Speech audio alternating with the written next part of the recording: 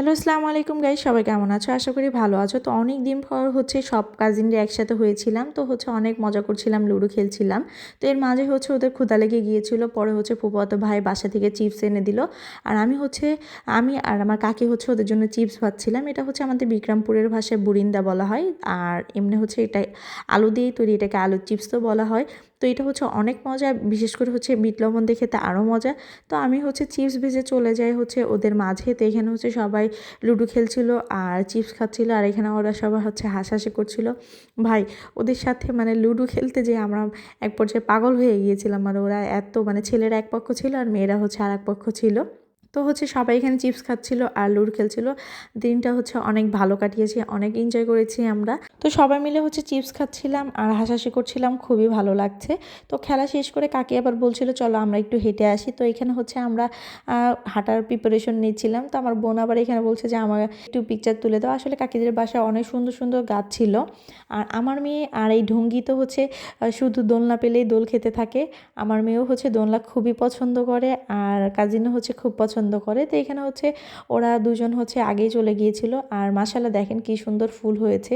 অনেক ফুল ছিল এখানে, বাট অনেকটা নষ্টও হয়ে গিয়েছে।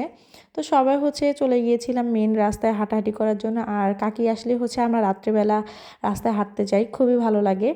তো এখানে ওরা তিনজন আগে হেঁটে যাচ্ছিলো, আর পিছনে আমি আর কাকি ছিলাম। তো আসলে সবাই মিলে একসাথে অনেক মজা করেছি। কি বলবো ভাই, আমার কাছে খুবই ভালো লেগেছে, খুব ভালো একটা দিন ছিল। অন্যদিকে আমার মেয়ে চলে গেল দোকানে চকলেট কেনার জন্য। আমার এক কাকা ওকে ডাকছিল চকলেট কিনে দেওয়ার জন্য। তো ও সোজার মতো চলে গেছে চকলেট কিনতে। আসলে বাচ্চারা এরকম একটু করবেই, ব্যাপার না। তো এখানে ও চকলেট আমরা সবাই ভাগাভাগি করে খেলাম। তো রাস্তায় হাঁটতে হাঁটতেই দেখি এক কাকা আলুর দম নিয়ে যাচ্ছিল। তো এখানে আমরা সবাই মিলে ভাগ বসালাম আলুর দমে। তো কাকাকে বলছিলাম আমাদেরকে আলুর দম দেন, আমরা আলুর দম খাবো। তো এখান থেকে আমরা চলে যাই ফুপ্পিদের বাসায়। তো ফুপ্পিদের বাসায় যেয়ে ফুপ্পিকে ডাক দিলাম। ফুপ্পি ঘুমিয়েছিল। তো ফুপ্পি আমাদেরকে আবার একটু প্লেট বাটি বের করে দিল। তো এখানে কাকা আমাদেরকে আলুর দম দিয়ে যাচ্ছিল। তো কাকা আমাদেরকে অনেক বেশি করেই আলুর দম দিচ্ছিল, কারণ আমরা অনেক মানুষ ছিলাম। আর আলুর দমটা অনেক মজা হয়েছে। আর দেখেন ঢুঙ্গি চলে এসেছে ঢং করার জন্য। আসলে আমরা সবাই অনেক মজা করেছি। তো এখানে আলুর দমটা খুবই টেস্ট ছিল আর খুবই মজা হয়েছে।